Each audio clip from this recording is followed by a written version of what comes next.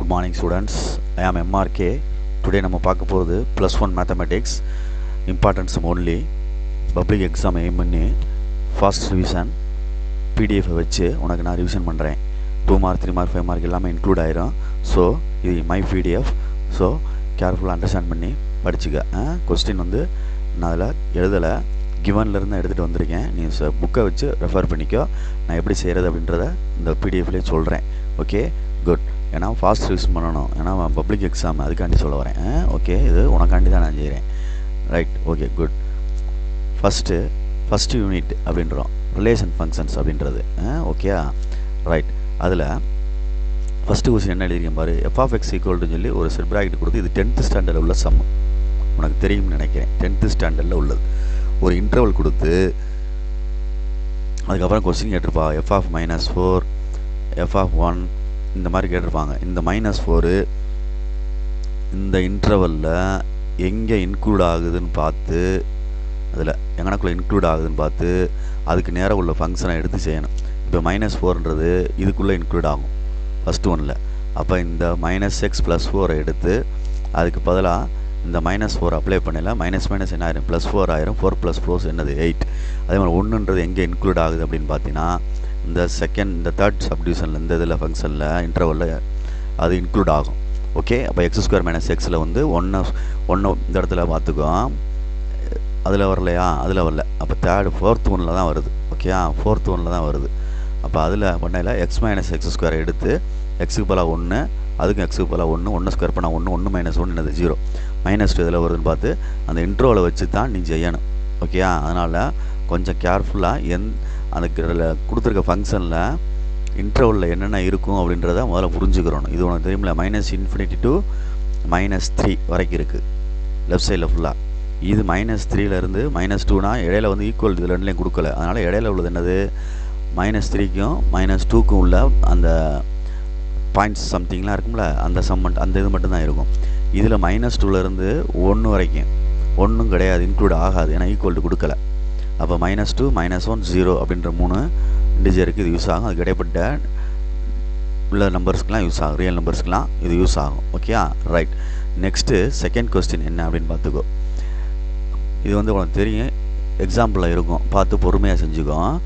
n(p - a) = 2n. சரியா, 2n of a - b = 4n of a intersection b அப்படின்னு கொடுத்துருப்பாங்க. இது கொஸ்டினில் கிவன். அடுத்து n(a1 b) கிவன்னா ஃபைண்ட் n(p) கேட்டிருப்பாங்க. n(a) கண்டுபிடிச்சா தான் n(p) கண்டுபிடிக்க முடியும். பவர் செட் 2n அப்படின்னு கண்டுபிடிக்க முடியும். அப்போ நான் ஃபஸ்ட்டு வந்து ஒன்றும் செய்யலை, இந்த கடைசியில் கொடுத்துருக்கு பற்றியா, நல்லா கவனிச்சிக்கோ. இந்த இடத்துல கொடுத்துருக்குல, n(a intersection b) கேன்னு எடுக்கிறேன். அதை முதல்ல புரிஞ்சுக்கிறோம். n(a intersection b) என்ன எடுக்கிறோம், கேன்னு எடுக்கிறோம். அப்போ இது 4kன்னு எழுதிடலாமா அந்த இடத்துல, அவ்வளோதான். இதுக்கு பதில் அப்படியே எழுதி 4kன்னு எழுதிட்டேன். அடுத்து என்ன செய்கிறோம்னா இதையும் கம்பேர் பண்ணுறோம். அடுத்து இது ரெண்டையும் கம்பேர் பண்ணுறோம். அப்போ இது ரெண்டையும் கம்பேர் பண்ணையில் n(b - a) = 4k, n(a - b) = 4k/2ன்னு வரும். அந்த 2 4 கேன்சல் பண்ணிட்டா 2kன்னு வந்துடும். புரியுதா சொல்கிறது? ரைட். இப்போ இது வந்து ஃபார்முலா, செட் லாங்குவேஜில் உள்ள ஃபார்முலா, மறந்துடாமல் படிச்சுக்கோ. n(a1 b) = n(a - b) + n(b - a) + n(a intersection b). இப்போ நம்ம கண்டுபிடிச்சதெல்லாம் எழுதுகிறோம். n(a - b) என்ன இருக்குது, n(a - b) இந்த இருக்குது 2k, இந்த இடத்துல b - a 4k, அப்போ 6kன்னு வந்துடும். ப்ளஸ் இதுக்கும் ப்ளஸ் தான். அப்போ அதுக்கும் ப்ளஸ் வரையில் என்ன வந்துடுச்சு, இது ஒரு 2k, இது ஒரு 2k, இது ஒரு 4k, 6k. இதுக்கு ஏற்கனவே ஃபஸ்ட்டில் நம்ம எடுத்தோம்ல இந்த இடத்துல k, அப்போ 7kன்னு வந்துடும். சரியா, இது n(a1 b) கிவன் கொஸ்டினில் 14 கொடுத்துருக்கு. அப்போ k = 14/2ன்னு வரும். 14/7 வரும். அடித்தா என்ன வந்துடும், 2. புரியுதான்னு பார்த்துக்கோ. இதிலேருந்து 2 பவர் k அப்படின்னு போட்டு அந்த செட்டை கண்டுபிடிக்கணும். எந்த செட்டுனா பவர் செட்டை.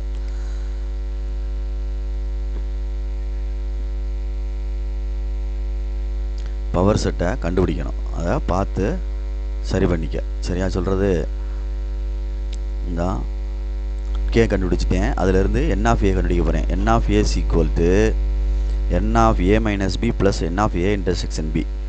n(a)னா சப்போஸ் n(b) அப்படின்னா n(b - a + n(a intersection b) அப்படி வரும். n(a - b)க்கு வந்து ஃபார்முலா இந்த இருக்குது, என்ன வந்துச்சு, 2Kன்னு வந்துருச்சு. இந்த கேக்கு பதிலாக போட்டால் 4ன்னு வந்துடும். என் ஆஃப் ஏன்ற 6 ஏற்கனவே 4Kன்னு எடுத்தனால அதுக்கு ஆன்சர் என்னது 2. அப்போ 4 + 2 6. அப்போ அதுக்கு ஆன்சர் என் ஆஃப் ஏன்றது என்ன வந்துருச்சு 6. அப்போ என் ஆஃப் பி ஆஃப் ஏன்றது 2⁻6 அப்படின்றதான் இங்கே என்னது ஆன்சர். Okay good. நெக்ஸ்ட்டு இது வந்து வேர்ட் ப்ராப்ளமாக இருக்கும், பார்த்துக்கோ. பார்த்துட்டு அதை ரீட் பண்ணி பெர்சன்டேஜில் கொடுத்துருப்பாங்க. அதை பெர்சன்டேஜில் கொடுத்துட்டு 45% ஹோலாக கொடுத்துருப்பாங்க. அடுத்தடுத்து ஏ அண்டு பிக்கு கொடுத்துருப்பாங்க, ஏ அண்டு சிக்கு கொடுத்துருப்பாங்க, அடுத்து 3க்குமே காமனாக கொடுத்துருப்பாங்க. அதை எல்லாத்தையும் நான் கரெக்டாக எழுதிட்டு இந்த 39 எப்படி கண்டுபிடிச்சேன் அப்படின்னா 2 + 3 என்ன வரும் 5 + 1 என்ன வந்துடும் 6. இதில் வந்து 6 செப்பரேட் பண்ணணும், அதுதான் அந்த 39. அப்போ ஒன்லி 39 இதுதான் அர்த்தம். புரியுதா சொல்கிறது? இது கொஸ்டினில் கொடுத்துருக்கோம், இதுவும் கொஸ்டினில் கொடுத்துருக்கோம், இதுவும் கொஸ்டினில் கொடுத்துருக்கோம், இதுவும் கொஸ்டினில் கொடுத்துருக்கோம். இதுதான் நம்ம கண்டுபிடிச்சது 39. அந்த 39% இந்த எழுதியிருக்கேன். அப்போ டோட்டல் நம்பர் ஆஃப் வந்து கொடுத்துருப்பாங்க அவங்க ஸ்ட்ரென்த்து மொத்தமாக. அந்த எழுதி இன்ட்டு 39% வந்து 39/100. அப்போ அடித்து கேன்சல் பண்ணிட்டோம்னா 1950. சரியா? 1950 அப்படின்றது தான் இந்த நம்பர் ஆஃப் நோன் லாங்குவேஜ் அப்படின்னு அர்த்தம். புரியுதா சொல்கிறது? சம்மு வந்து ரொம்ப ஈஸியானதுனா பொறுமையாக நிதானமாச்சு. இந்த கொடுத்ததை வந்து அப்படியே ஆட் பண்ணி இந்த 45 செப்பரேட் பண்ண ஆன்சர் கிடச்சிடும். அதை வந்து இன்ட்டு பண்ணு, இதோட டோட்டல் நம்பரோட பெர்சன்டேஜ் இன்ட்டு பண்ணிட்டோம்னா 39% அர்த்தம். அது 39% தான் எழுதியிருக்கேன் ஒன்லி ஏ அப்படின்ட்டு. அதுலேருந்து 39%னா 39/100 அப்படின்னு அர்த்தம். அதுலேருந்து கேன்சல் பண்ணி ஆன்சர் எடு. Okay good. நெக்ஸ்ட் பேஜுக்கு போகிறேன். பொறுமையாக பார்த்துக்க, நிதானமாக பார்த்துக்க. இதை நான் ரஃப் பண்ணிக்கிறேன். ரைட்.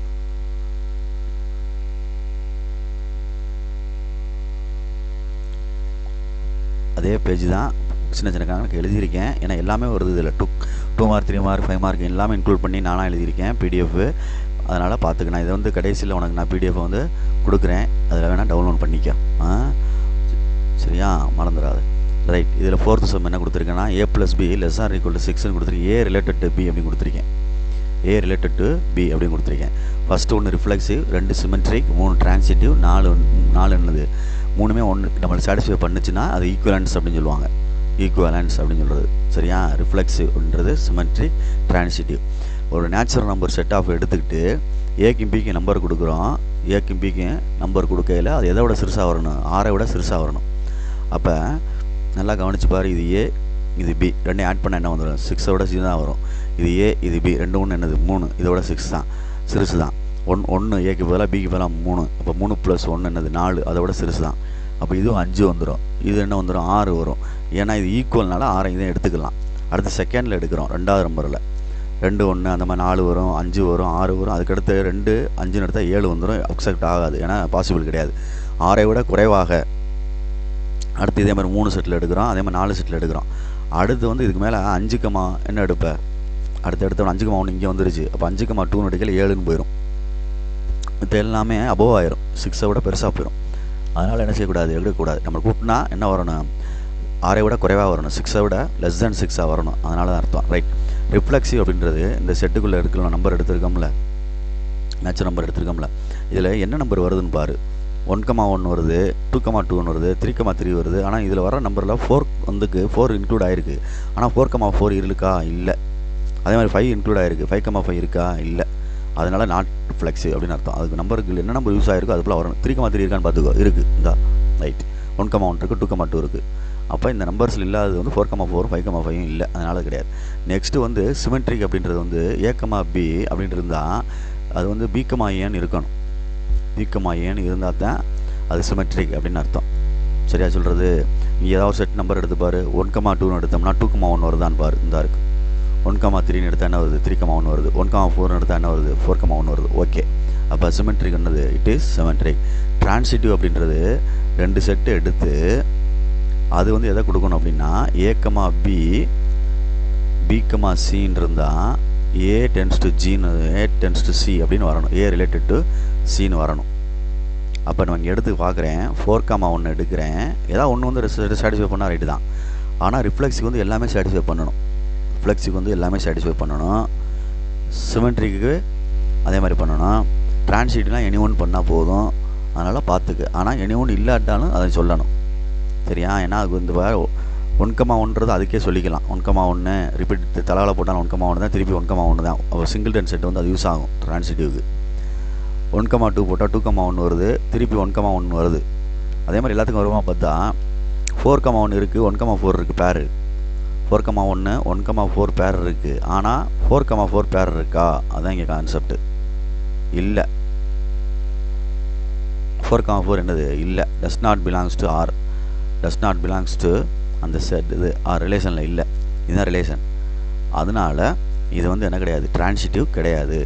அப்போ தர்ஃபோர் என்ன கிடையாது? Not equivalence. அப்படி மூணுமே ஓகே பண்ணாதான் சாட்டிஸ்ஃபை ட்ரூன்னு வந்தால் தான் ஈக்குவலன்ஸ் செட் அப்படின்னு சொல்லுவாங்க. இல்லாதனால நாட் ஈக்குவலன்ஸ் அப்படின்னு அர்த்தம். ஓகேயா? கவனமாக கேர்ஃபுல்லாக படி. Okay, good. நெக்ஸ்ட் பேஜுக்கு போகிறேன்.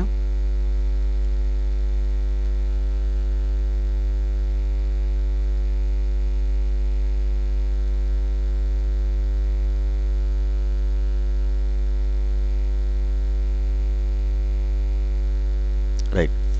இதில் n of B of A equal to 1024 கொடுத்துருக்கு. சரியா? 1024 கொடுத்துருக்கு. இதை வந்து நம்ம 9th ஸ்டாண்டர்டில் உள்ள கணக்கு தாண்டா தம்பி. இதை 2ஆல் எல்சிஎம் போட்டு 1024 வந்து 2ஆல் எல்சிஎம் போட்டு எடுத்து எப்படி கொண்டு வந்தீங்கன்னா 2/10 வரைக்கும் வரும். 2/10 வரைக்கும் வரும். சரியா? அடுத்து n of A union B கொடுத்துருக்கு, என் ஆஃப் பி ஆஃப் ஏ கொடுத்துருக்கு, என் ஆஃப் ஏ இன்டர்செக்ஷன் பி கேட்டிருக்கு. என்ன கொடுத்துருக்குன்னு பார்த்துக்க. இது ஃபுல்லாக கொடுத்துருக்கு. கேட்டது இது. ரைட்டு. அப்போ இதிலேருந்து கண்டுபிடிச்சின்னா என் ஆஃப் ஏ ஃபைன் பண்ணிடலாம். இந்த மாதிரி 2ஆல் எல்சிஎம் போட்டு எடுத்தோம்னா, இந்த எடுத்துருக்கேன் பார், 2ஆல் போட்டு எல்சிஎம் எடுத்தோம்னா 10ன்னு வருது வர மேலே. அதுதான் என் ஆஃப் ஏ ஈக்குவல் டு 10 முடிஞ்சு. இந்த என் ஆஃப் பி ஆஃப் ஏ அவன் 32 கொடுத்துருக்கான். இதை 2ஆல் இதையும் எல்சிஎம் போட்டு எடுத்தினா 2/5 வருது. அப்போ n of B equal to என்னது? 5. 2 வந்துருச்சு. சரியா சொல்கிறது? N of A union B இருக்குது. அப்போ ஃபார்முலா வந்து n of A intersection B equal to எல்லாம் இங்கே வந்து ஏ யூனியன் போட்டால் இங்கே இன்டர்செக்ட் வரும். அவ்வளோதான். அப்போ n of A intersection B கேட்டிருக்கனால அதை இங்கிட்ட வச்சுட்டு அதை அங்கிட்டு கொண்டு போயிருக்கேன். N of A intersection B equal to n of A plus n of B minus n of A union B. அப்போ அப்படியே அப்ளை பண்ணுறோம் எல்லாத்தையுமே எடுத்து. எதாவது n of A union B என்ன இருக்குது? 15. என் ஆஃப் ஏவும் என் ஆஃப் பியும் கூட்டினோம்னா என்ன வருது? இங்கே ஒரு 10, ஒரு 5, 15. ஆன்சர் வந்துருச்சு 0. அவ்வளோதான். அடுத்து n of A intersection B 3 இருக்குது, n of A union B 10 இருக்குது. N of B of A symmetric B அப்படின்னு கேட்டிருக்கு. ஃபஸ்ட்டு ஏ சிமெட்ரிக் பி கண்டுபிடிச்சி அது 2ஆல் எல்சிஎம் போட்டால் தான் அது வரும். அவ்வளோதான். இந்த என் ஆஃப் பி ஆஃப் ஏன்னு சொல்லிட்டாலே சப்செட் மாதிரி பவர் செட்ஸு, சப்செட்ஸு 2/n அப்படின்றதான். சரியா சொல்கிறது? எம்டி செட்லாம் சேரும். அதனால் பார்த்துக்க. அப்போ இதில் வந்து இது கண்டுபிடிக்கிறேன், உள்ள சிமெட்ரிக் கண்டுபிடிக்கிறேன். ஏ சிமெட்ரிக் பியில் எத்தனை நம்பர் இருக்குது அப்படின்ட்டு. அதுக்கு என்ன ஃபார்முலானா n of A union B minus n of A intersection B அப்படின்னு ஃபார்முலா. ஏ யூனியன் பியும் ஏ இன்டர்செக்ஷன் பியும் என்ன செஞ்சுருக்கோம்? செப்பரேட் பண்ணியிருக்கோம் நம்பர் ஆஃப் எலமெண்ட்டை. அப்போ ரெண்டுமே கொடுத்துருந்தாங்க, 7 வந்துருச்சு. அப்போ இதுக்கு வந்து 2/7 ஃபார்முலா. அதை ஆன்சர் போட்டு எடுத்துடுறோம். ஓகேயா? குட். நிதானமாக நிறுத்தி பார்த்துக்கோ சொல்லிட்டேன். அவசரப்பட்டுறாத, பொறுமையாக ஹேண்டில் பண்ணு. திருப்பி வீடியோன்னா போட்டு கேட்டுக்க என்ன சொல்கிறாங்க அப்படின்ட்டு. ரைட். அடுத்து எஃப் ஆஃப்னு ஒரு செட்டு கொடுத்துருக்கு, எஃப்னு ஒரு செட்டு கொடுத்துருக்கு, பேர் செட் ஆஃப் ஆர்டர் பேர்ஸ் கொடுத்துருக்கு, ஜின்னு ஒரு செட் ஆஃப் ஆர்டர் பேர்ஸ் கொடுத்துருக்கு, எஃப் காம்போசிட் ஆஃப் ஜி கேட்டிருக்கு, ஜி காம்போசிட் ஆஃப் எஃப் கேட்டிருக்கு, அடுத்து எஃப் காம்போசிட் ஆஃப் ஜி கேட்டிருக்கு. இது ரெண்டும் கேட்டிருக்கு. அப்போ நான் இதாக இருக்கு ஒரு எஃப் டென்ஸ் டு ஜின்னு கண்டுபிடிக்கிறேன், ஜி டென்ஸ் டு எஃப்னு கண்டுபிடிக்கிறேன். நல்லா கவனிச்சுக்கோ. F tends to g. சரியா? அடுத்து என்ன கண்டுபிடிக்கிறாங்க? G tends to f. பொறுமையாக நிதானமாக பார்த்துக்க. இந்த எஃப் டென்ஸ் டு ஜினா எஃப் காம்போசிட் ஆஃப் ஜின்னு அர்த்தம். சரியா? இப்போ எஃப்லேருந்து எடுக்கிறேன். எஃப்லேருந்து தானே போகிறோம். 1,2ன்னு பேர் எடுத்துட்டேன். அந்த 1லேருந்து 2க்கு போகுது. 2 வந்து இங்கே வருது பாரு, 1க்கு வருது. அப்போ இந்த 1 goes to 1 அப்படின்னு சொல்லணும். 1 goes to 1 அப்படின்ட்டு. அதே மாதிரி பொறுமையாக நிதானமாக எடுத்துக்கோ. சரியா? பார்த்து. ரெண்டாவது செட்டு எஃப்ல என்ன இருக்குது? 2,2 எடுத்திருக்கேன். இல்லை 3,4 எடுத்துட்டாலும் சரி, 2,2 எடுத்திருக்கேன். சரியா? 2,2 இங்கே எண்டில் முடியுது. அந்த எண்டு இங்கே வர எதில் வருது? 1ல் வருது. அப்போ 2,1 அப்படின்னு அர்த்தம். இந்த ஃபஸ்ட்டு லாஸ்ட்டு இந்த இது அதே மாதிரி இது அதே மாதிரி 3,4க்கு போகுது. 3,4 போகுது. 4 எங்கே போகுது? 2க்கு போகுது. அப்போ 3 வந்து எதுக்கு வரும்? இங்கே 2க்கு வரும். இதுதான் எஃப் காம்போசிட் ஆஃப் ஜி. புரியுதா சொல்கிறது? சப்போஸ் ஜி காம்போசிட் ஆஃப்னா ஜியிலேருந்து கொண்டு போக கணக்கு, கீழேருந்து மேலே அதில் இதிலேருந்து எடுத்துகிட்டு போய் அதுக்குள்ளே ஆன்சர் எடுக்கணும். 2 goes to 1 வருது. 1 goes to என்ன வருது? 2க்கு வருது. அப்போ 2,2 அப்படின்னு வரும். அடுத்து 3 goes to 1 வருது. 1 கோஸ் என்ன வருது 2 வருது. அப்போ 3 கோஸ் டு 2. புரியுதா? இந்த ஃபஸ்ட்டு லாஸ்ட்டு தான் எழுதணும். பார்த்து பொறுமையாக எழுதிக்க. இந்த இதெல்லாம் எழுதணும். இதுதான் கணக்கு. புரியுதா? ரைட். சின்ன சின்ன கணக்கு தான், பார்த்துக்கோ. அதே மாதிரி n of a cross a equal to 16 அப்படின்னு கொடுத்துருக்கு. Set of order pair a cross ஏக்கு மட்டும் ரிலேஷன் கொடுத்துருக்கான். அப்போ 2 கொடுத்துருக்கான். a கிராஸ் a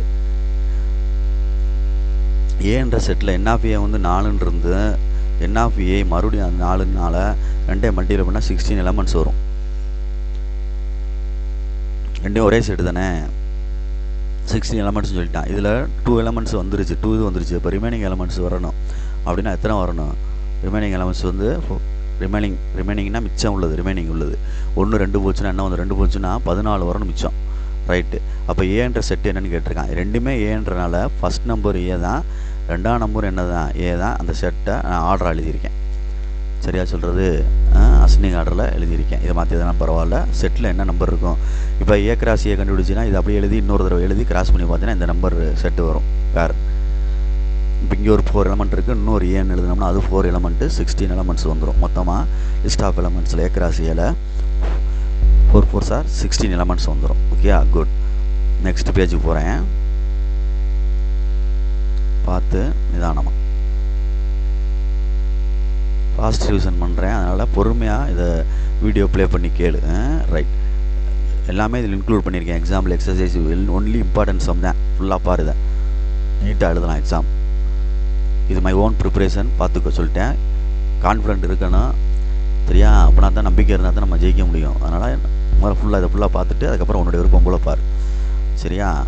இல்லை நோட் பண்ணிவிட்டு பாரு, மறந்துடாத. ஏன்னா வேறு ஸ்டைலில் செஞ்சுருந்தேன்னா உங்கள் டீச்சர் சொல்லி கொடுத்த ஸ்டைலில் செய். ரைட். எக்ஸாம்பிள் 1.30. இது வந்து இன்வெர்ஸ் அப்படின்றது கண்டுபிடிக்கிறது. இன்வெர்ஸ் கண்டுபிடிக்கிறது இது இந்த கணக்கு. இன்வெர்ஸ் கண்டுபிடிக்கணும் அப்படின்னா 1 to 1 on to அப்படின்ட்டு இருந்தால் தான் பைஜெக்டிவ்னு சொல்லுவாங்க.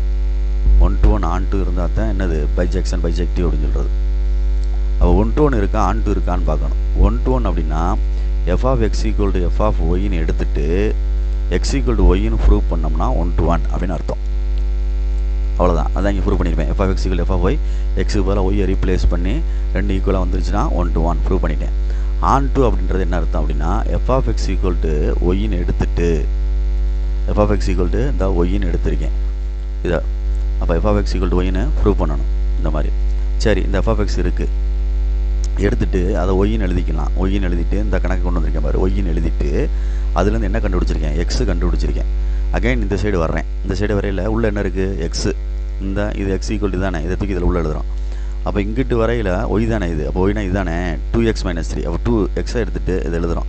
எழுதி 2 கேன்சல் பண்ணிடலாம். அடுத்து y + 3 - 3 வரும். 3 3 கேன்சல் பண்ணிட்டா என்ன வந்துருச்சு? ஒய். அப்போ f of x equal to y.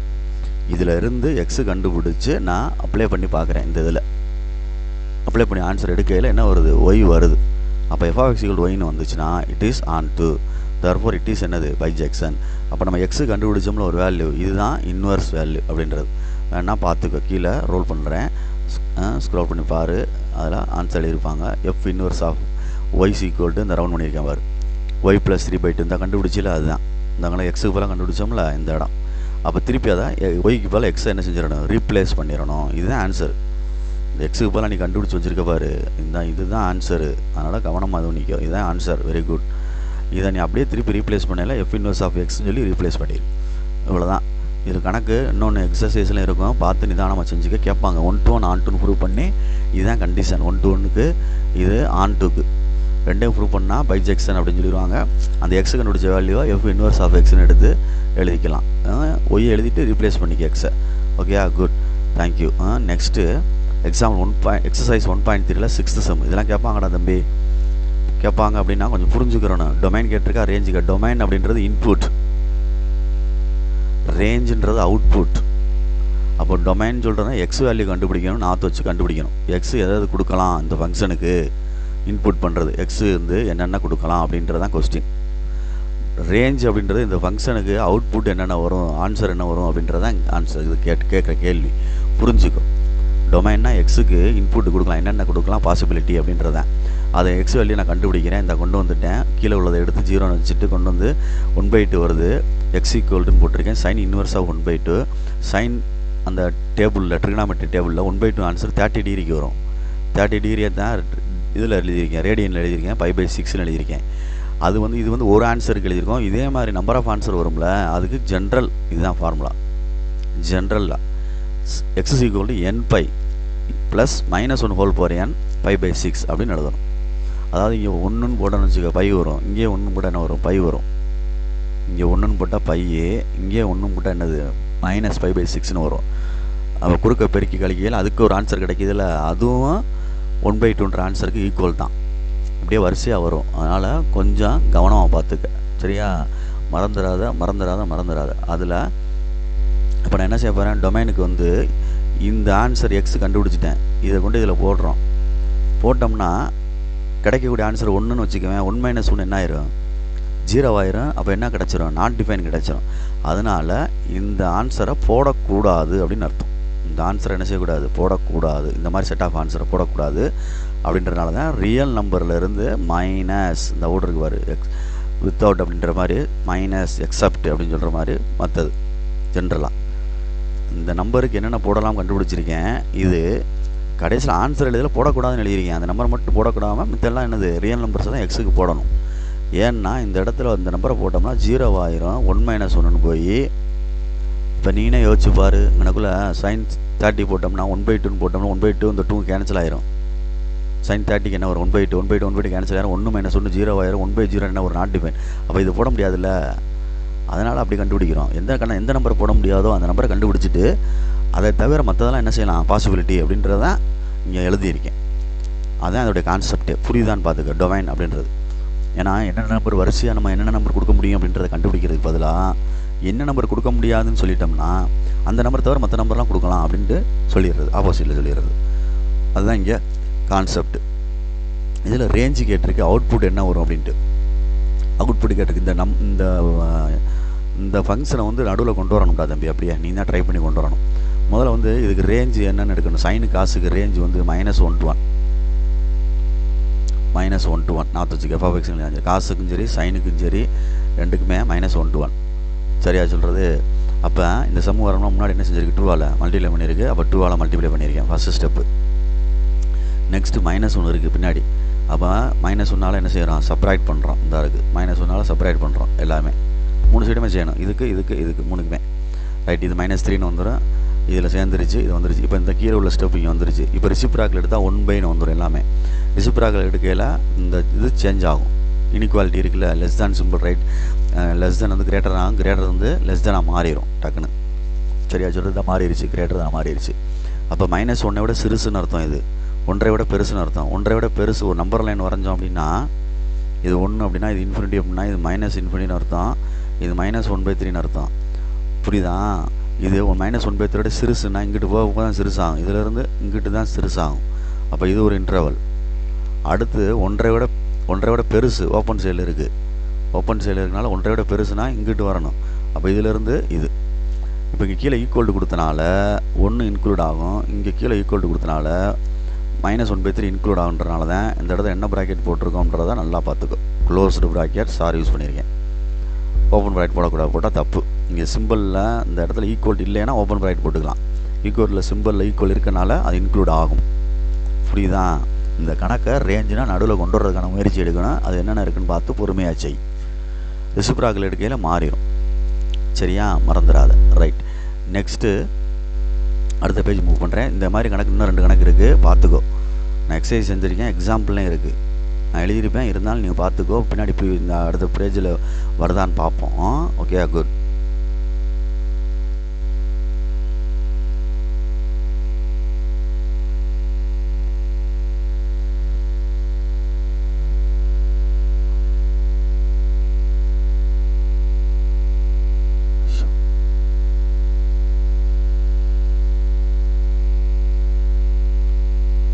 Fourth page move பண்ணுறேன், பொறுமையாக ஹேண்டில் பண்ணு.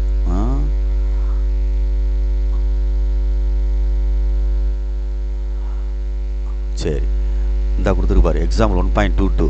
அதே தான், ஃபைண்ட் த டொமைன்னா எக்ஸ் வேல்யூ கண்டுபிடிக்கணும். நான் என்ன வேல்யூ கண்டுபிடிச்சி அந்த வேல்யூ போடக்கூடாதுன்னு சொல்ல போகிறேன், அவ்வளோதான். இந்த இருக்குது, இதை போட்டேன் பாரு.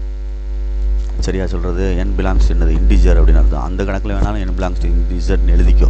இதில் இதே மாதிரி டொமைன் கணக்கு ஒன்று எக்ஸசைஸில் செஞ்சோம்ல, அதில் எழுதிக்கலாம். இப்போ இந்த கணக்கில் இதில் டொமைன் கேட்டிருக்கு. இப்போ இந்த எக்ஸ் வேல்யூ கண்டுபிடிக்கணும். கண்டுபிடிச்சிட்டு இந்த வேல்யூ மாதிரி உள்ள செட் ஆஃப் வேல்யூவை போடக்கூடாது அப்படின்றது அர்த்தம். அதில் சைனுக்கு வரையில் என்ன எழுதியிருந்தோம் அப்படின்னு பார்த்துக்க. ஜென்ரல் ஃபார்முலா வந்து x = n π plus -1 whole power n into ஆல்ஃபான்னு சொல்லுவாங்க. அந்த எழுதுறது அந்த கிடைக்கிற ஆன்சரை. இது சைனுக்கு பார்த்துக்கோ. காசுக்குன்றதுக்கு வேறு. x = காசுன்றது even function 2n π plus or minus π/3 அப்படின்னு சொல்லுவாங்க. சரியா சொல்கிறது? மறந்துடாத. அதில் வந்து n பிலாங்ஸ் z தான், இதில் n பிலாங்ஸ் z தான், இன்டிஜர் தான். அப்போ இதுதான் ஜென்ரல் காஸ் தீட்டாக்கு. மறந்துடக்கூடாது தம்பி, ரெண்டையுமே ஸ்டோர் பண்ணிக்க. n π plus -1 whole power n alpha அப்படின்ற மாதிரி. இது x = 2n π ஈவன் அப்படின்றனால நான் வச்சுக்கோம். 2n π plus or minus π/3. π/3னா கணக்கில் ஆல்ஃபான்னு அர்த்தம். இந்த கணக்கு நான் சொல்லிவிட்டேன். இந்த இதை இங்கே என்ன வரணும்? ஆல்ஃபா அப்படின்ற மாதிரி வரணும். இதை எடுத்து இதில் போடணும். இல்லை எக்ஸ்னு போட்டுக்கிட்டாலும் சரி, இஷ்டம். எக்ஸ்னு போட்டுக்கிட்டாலும் சரி, எக்ஸ்னு போட்டுக்க. இதை எடுத்துட்டு இதே மாதிரி டைப் ஆஃப் என்னது ஆன்சர் வர்றதை ஆங்கிளில் போடக்கூடாது அப்படின்றனால தான் ரியல் நம்பர்ஸில் எக்ஸப்ட் இதை ஃபுல்லாக விட்டுட்டு கிடைக்கிறதான் டொமைன் அப்படின்னு சொல்கிறது. அப்போ இந்த ஆர் மைனஸ்ன்றதை போடணும். இப்போ ரேஞ்ச் அப்படின்றது அவுட்புட்டு. அதே மாதிரி தான் -1 to 1 வச்சு இந்த சம்மை வந்து உள்ளே கொண்டு வரக்கான முயற்சி எடுக்கணும். எடுத்துகிட்டு -1 வெறும் 1/4 பெருசு. அப்போ பாசிட்டிவ் சைடு இந்த எழுதியிருக்கேன். இது -1/2 சிறுசு. அப்போ நெகட்டிவ் சைடு எழுதியிருக்கேன். இந்த 1/2க்கு கீழே இங்கே ஈக்குவல் கொடுத்தனால ரெண்டுக்கு என்ன ப்ராக்கெட்டு? Closed bracket. இது ஓப்பன் ப்ராக்கெட் தான். சரியா சொல்கிறது? பார்த்துக்கா, ரெண்டு சொல்லிட்டேன். அடுத்து இங்கே வா. மாடுலஸ் எக்ஸ் அப்படின்னு கொடுத்துருந்தாங்கன்னா அதுக்கு ரெண்டு ஆன்சர் வரும். +x1 -x1, இல்லை -x1 +x1. அப்போ -xன்றது x <0 உள்ளது, இது x <0 பாசிட்டிவ் உள்ளது +x. ஏதாவது ஒன்றுக்கு நம்ம வந்து கீழே 0 இது போட்டுக்கலாம்டா, ஈக்குவல் போட்டுக்கலாம்டா. நான் அதுக்கு மைனஸுக்கு போட்டிருக்கேன், அவ்வளோதான். இதே நீ செய்கிறேன்னா செஞ்சுக்க, மைனஸ் போட்டுக்கலாம், இல்லைனா பாசிட்டிவ் போட்டுக்கலாம். ரைட்டு. f(x) கண்டுபிடிக்கிற ஃபங்க்ஷனை கண்டுபிடிக்கையில் பொறுமையாக பார்த்துக்கோ. அதில் கொடுத்துருப்பாங்க 2x அப்படின்னு கொடுத்து இந்த எழுதியிருக்கேன். மைனஸ் ஃபஸ்ட்டு எக்ஸுங்கனால எக்ஸ்ன்னு இருந்துச்சுன்னா அதுக்கு பதில் என்ன போடுறேன்? -x போடுறேன். -x போட்டோம்னா இது ரெண்டையும் +x ஆயிரும். கூட்டினா என்ன வந்துடும்? 3x. கீழே அதே மாதிரி போட்டோம்னா எக்ஸுக்கு பதில் x தான் போட முடியும், +x. அதாவது இப்படி இருக்குன்னு வச்சுக்குவேன். இப்படி இருந்தால் இதுக்கு 2x போடலாம்ல, எப்படி போடலாம்ல, அதை தான் இங்கே பிரித்து காமிச்சிருக்கேன். அப்போ 2xோட ஒரு -x போட்டோம்னா இது என்ன ஆகும் பாரு? இப்படி 2x +x ஆகி 3x ஆயிரும். -x போடையில் +x போடையில் இது 2x -x வெறும் x ஆயிரும் இந்த இடம். அது எதற்கு கண்டுபிடிச்சிருக்கோம் அப்படின்றது அர்த்தம். புரியுதா சொல்கிறது? கவனமாக பார்த்துக்கோ. இதுதான் கணக்கு கொஸ்டினில் கொடுத்த ஃபங்க்ஷனு. அதை தான் அந்த மாடுலஸ் எக்ஸ் அப்படி பிரித்து எழுதியிருக்கேன், அதை செஞ்சுருக்கேன். இது f(x). g(x)க்கு அதே மாதிரி இந்த இடத்துல ப்ளஸ் கொடுத்துருப்பாங்க, 2x + மாடுலஸ் எக்ஸ்னு. அப்போ இது ரெண்டாக பிரிக்கையில் -x1 +x1. அப்போ 2x -x லெஸ்தானுக்கு உள்ளது. அப்போ ஒரு x வரும், இந்த இருக்குது. இது 2xோட ஒரு x கூட்டினா 3x வரும், >0 உள்ளது. அவ்வளோதான். இப்போ அது f(x) கண்டுபிடிச்சிட்டேன், g(x) கண்டுபிடிச்சிட்டேன். f காம்போசிட் ஆஃப் g அப்படின்னு நம்மளுக்கு வேணும். f காம்போசிட் ஆஃப் g அப்படின்னு வேணும். f இருக்கட்டும், g(x) 10th ஸ்டாண்டர்டில் படித்தது ஈக்குவல் டு g(x) அப்படின்னா g இது x லெஸ்தானுக்கு எடுத்திருக்கேன். g(x)ன்றது இந்த இருக்குது g(x). இதில் x லெஸ்தானுக்கு இந்த இருக்குது ஆன்சர். என்ன வந்திருக்கு? x வந்திருக்கு. அப்போ f(x)ன்னு எழுதிட்டேன். இந்த x தான் அந்த x. சரி, அப்போ f(x) x <0க்கு என்ன வந்திருக்கு பாரு? இந்த இருக்குது. என்ன இருக்குது? 3x. இந்த x எடுத்துகிட்டு 3xன்னு எழுதுறேன். புரியுதான்னு பார்த்துக்க. காம்போசிட் ஃபங்க்ஷனு பொறுமையாக f காம்போசிட் ஆஃப் ஜினா f வச்சுட்டு g(x) ஈக்குவல் டு g(x) எங்கே இருக்குன்னா இதுதான் g(x). ரெண்டு கண்டிஷன் இருக்குது, <0 <0 நான் கண்டிஷன் 1 எடுத்து செய்கிறது வந்து <0க்கு எடுத்து செஞ்சுக்கிட்டு இருக்கேன். அப்போ இதில் உள்ள ஆன்சரை தான் இங்கே எழுதணும். அப்போ f(x)ன்றது மேலே இருக்குது, ரெண்டு கண்டிஷன் இருக்குது, லெஸ் கண்டிஷன் எடுக்கிறனால இதில் உள்ள ஆன்சரை எடுத்து தான் இங்கே எழுதணும். இதுதான் அர்த்தம். Next x <0 second condition case 2. அப்போ அதே தான் f காம்போசிட் ஆஃப் ஜி தான் f(x). f இருக்கட்டும், g(x) 3xன்னு வருது, சரிதா? அப்போ இது f(x). இங்கே x <0க்கு x இருக்குது. அப்போ உள்ளே என்ன இருக்கும் அந்த இடத்துல அதுதான் இங்கே வரும். f(x) அப்படின்னா x-க்கு போல் இங்கே என்ன இருக்குது? 3x அப்படின்னு யோசிக்கணும். புரியுதா சொல்கிறது? பார்த்து நிதானமாக செஞ்சுக்க. நீ என்னடா இங்கே x போடல அப்படின்னு நினைக்காத. இங்கே உள்ள என்ன இருக்குது? f(x)னா இங்கே எக்ஸ்ன்னு போட்டிருக்கனால அந்த உள்ளதை அப்படியே எடுத்து எழுதணும், 3x அப்படின்ட்டு. இங்கே f(x)ன்னு இருக்குது அப்படின்னா இங்கே என்ன இருக்குன்னு பார்த்துக்க, இந்த 3xன்னு இருக்குது. அதனால் இங்கே இதை எடுத்து எழுதியிருக்கேன். இங்கே இதோட 3ஆல் மல்டிப்ளை பண்ணி எழுதணும். இதோட 3 என்ன செய்யணும்? மல்டிப்ளை பண்ணி எழுதணும். அதுதான் 3x இந்த இருக்குது. இந்த ஆன்சர் எடுத்து எழுதியிருக்கேன். இதுக்கு கிடைக்கிற ஆன்சர் வந்து எங்கே இருக்குது, எக்ஸ் கிரேட்டர் 0 இந்த இருக்குது 3x, அந்த ஆன்சர் எடுத்துருக்கேன். இங்கே ஒரு 3x இருக்குதுன்னு சொல்லிட்டு 9xன்னு போட்டு விட்றாத, அதுக்காண்டி திருப்பி சொல்கிறேன். g ஆஃப் எக்ஸ் வந்து கிரேட்டர் than 0 3x தான். அப்போ அது எஃப் ஆஃப் எக்ஸ்ன்னு எழுதியாச்சு இந்த இடத்துல. அப்போ எஃப் ஆஃப் 3xன்னு இருக்குது. ஆனால் எஃப் ஆஃப் எக்ஸுன்னு தான் சொல்லணும். F of X greater than 0 எங்கே இருக்குன்னு பாரு. F of X greater than 0னா எக்ஸு தான் வருது. உள்ளே எக்ஸ் இருந்தால் இங்கே எக்ஸு தான் வருது. அப்போ இங்கே 3xன்னு இருந்தால் இங்கே என்ன வந்துடும், 3xன்னு வரும். அவ்வளோ அதுதான் இங்கே 3xன்னு போட்டிருக்கேன் பொறுமையாக. அதே மாதிரி இந்த 3.12 இருக்கு எக்ஸாம்பிளில் 1 to 1 ஆன்ட்டு கண்டுபிடிச்சி பைசெக்ஷன் ப்ரூவ் பண்ணணும். நீ செஞ்சு பாரு. இதை F of X equal F of ஒய்னு எடுத்து எக்ஸ் ஈக்குவல் டு ஒய்னு வருதான்னு பாரு. அது 1 to 1. அடுத்து இன்வெர்ஸ் கண்டுபிடிக்கிறதுக்கு F of X equal to ஒய்னு வரணும். எக்ஸை கண்டுபிடிச்சி அப்ளை பண்ணி ஆன்சர் ஒய்னு வருதான் பாரு. வந்துச்சுன்னா ஓகே, புரியுதா? அதே மாதிரி இந்த எக்ஸாம்பிள் 1.29 மாதிரி இந்த சம் 10th சம் இந்த எழுதியிருக்கேன் பாரு. இதில் 2xக்கு பதிலாக வெறும் மாடலஸ் எக்ஸ் கொடுத்து ப்ளஸ் எக்ஸ் ஒன்று மைனஸ் எக்ஸ் கொடுத்துருக்கான். பொறுமையாக ஹேண்டில் பண்ண.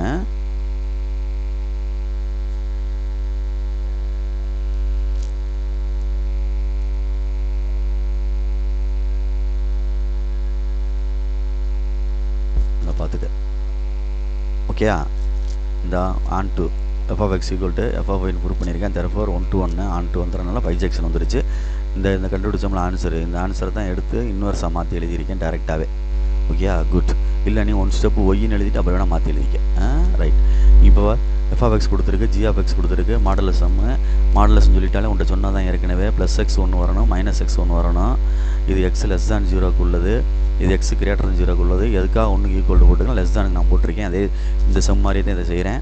அப்போ நீ வந்து ஃபஸ்ட்டு எஃப் ஆஃப் எக்ஸ் கண்டுபிடிக்கையில் இதில் கொண்டு போய் ரெண்டு எக்ஸையும் போட்டுப்பார். மைனஸ் எக்ஸ் போட்டால் 0 வந்துடும், ப்ளஸ் எக்ஸ் போட்டால் என்ன வந்துடும், இந்த கண்டுபிடிச்சிருக்கேன். இதுதான் ஆன்சர். அந்த எக்ஸுக்கு போல் 2 எக்ஸையும் போட்டு பார்க்கல. ஜி ஆஃப் எக்ஸ்க்கு அதே மாதிரி இந்த மாடலஸ் எக்ஸ் ரெண்டையும் போட்டுப்பார். ஃபஸ்ட்டு போடையில் -2x வருது, ரெண்டாவது போடையில் என்ன வருது, 0 வருது. இந்த எழுதிட்டேன்.